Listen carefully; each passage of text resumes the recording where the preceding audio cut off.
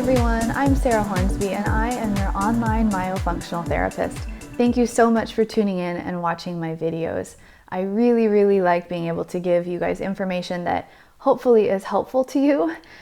Today I want to talk about something called a posterior tongue tie. And this type of tongue tie has been getting a lot of attention lately. Basically, a posterior tongue tie is in the back of the tongue. So you have to think about your tongue like a three-dimensional, almost like a tube. And if your tongue is a tube like this, the frenum or the frenulum, which is what's responsible for a tongue tie, is like a partition dividing the whole center of the tongue. So it's a little bit hard to explain, but hopefully you're with me on this.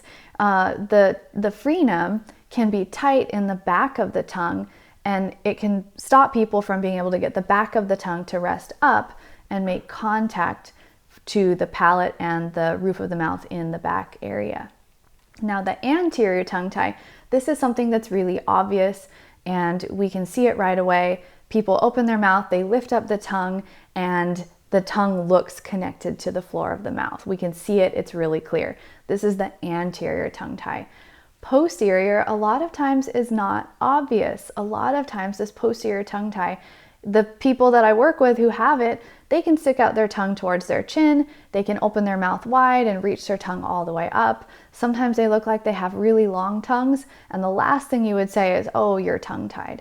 So why does a posterior tongue tie actually matter then? That's what a lot of people want to know. The symptoms for people who are tongue-tied, and especially if they have a posterior tongue tie, often are pretty bad. So a lot of people I see have chronic headaches, migraines, they have chronic facial pain, TMJ pain, jaw pain, lots and lots of head, neck, and shoulder tension that they've dealt with their whole life.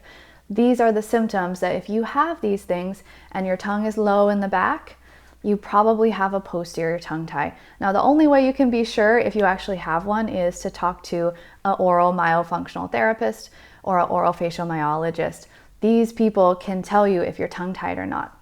Unfortunately, although there's a lot of really great dentists out there who are looking at these things, most don't know how to detect a posterior tongue tie. So you might go to your dentist and ask, and they might not even know what that is. So it doesn't mean they're bad dentists, it's just that this is new territory. These are things, these tongue tie things we have not been looking at. None of us learn about it in school, whether you're a dentist, a doctor, a pediatrician, a dental hygienist. None of us have this traditional, or none of us have this as part of our traditional education. So keep that in mind when you're trying to find out if you do have a posterior tongue tie or not. You can always get in touch with me too. So post your comments below, leave me some questions. I'll try to get back to you as soon as I can.